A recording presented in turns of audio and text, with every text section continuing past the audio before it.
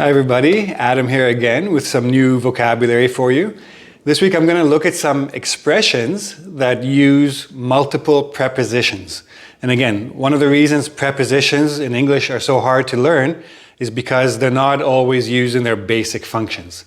Sometimes they're combined in collocations and idioms and other expressions that make them a little bit confusing. So this week we're going to look at ups and downs, on the up and up, down and out, up and about, out and out. Okay, so a lot of prepositions there for you to think about, but we'll go through each one carefully and make sure you understand them. And again, subscribe to my channel in case you haven't already. Comment below, do whatever you need to do to help me grow this channel, reach more people, help more people improve their English writing skills. So let's get started. We're going to start with ups and downs. Ups and downs basically means the levels of movement, of going up and going down in terms of level, in terms of intensity, of all kinds of different situations, all kinds of different contexts. So for example, stock markets have their ups and downs. Some days are good, some days are bad. So we're talking about positive and negative days, positive and negative situations, levels, etc. So for example, every relationship has its ups and downs. The key is to enjoy the good days and not dwell on the bad ones, right? Enjoy the good days, the ups, let go of the bad ones, the downs, and just accept that these are going to happen. Now, if you want to use the adjective form of this expression, just remove the S's, up and down. With the S's, noun, without the S's, adjective, okay? And then use them in the same way. If you want to make sure you understand this, write some sample sentences below. Okay, so our next expression, on the up and up.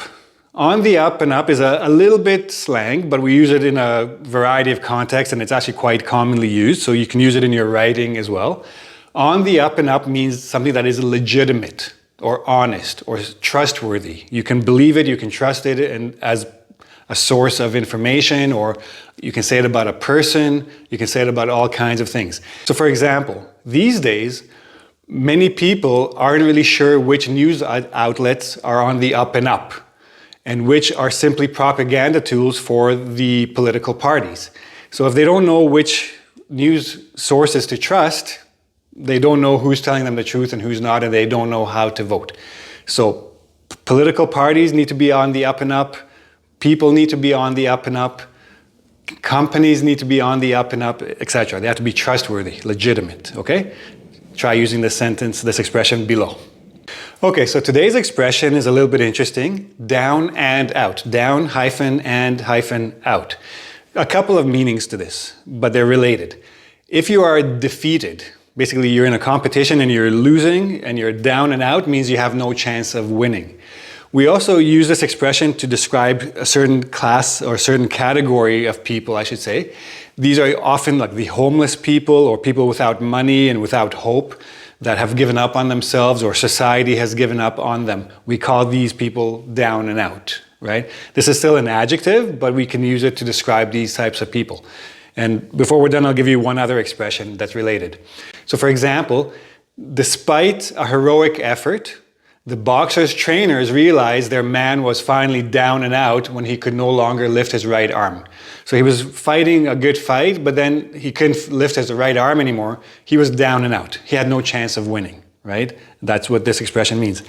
Another way to use this is down but not out. Means you're on your way to defeat, but you're not completely defeated. You still have a chance. So even after several scandals, the actor felt that he was down but not out. He felt he could make a comeback. He can, resuscitate or fix his reputation and fix his career and become a popular actor again. Okay? Use either one of these expressions below. Don't forget to subscribe to the channel. Okay, so today's word or today's expression, up and about.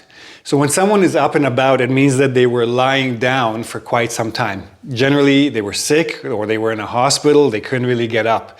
Now, they are recovered or recovering and they're able to move around. So after several weeks in the hospital, John is finally up and about. Means he's out of bed, he's walking around, etc. A similar expression is out and about. So again, you have the multiple prepositions, but a slightly different meaning. Out and about means just outside, walking around, socializing, moving around normally. So if I call my friend to see if he's home and his wife says, no, he's just out and about. He's at the pub, he's at the park, he's out somewhere walking around, socializing. That's a different expression.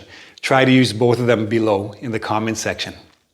Okay, and our final expression for the week is out and out. Out, and out. This is an adjective. It basically means completely, in every respect, without a doubt, right? So especially when we're talking about like a lie. An out and out lie means a complete lie. There's no truth in it whatsoever. For example, everyone agreed that the election results were an out and out disaster for the party and its messaging. So the party lost very badly. It was an out and out disaster, a complete disaster, and they have to completely rethink their messaging, their platform, how they campaign, maybe who their members are, and so on and so forth, okay? So there are your 5 expressions for the week. I hope these are helpful to you. I hope they improve your English writing skills.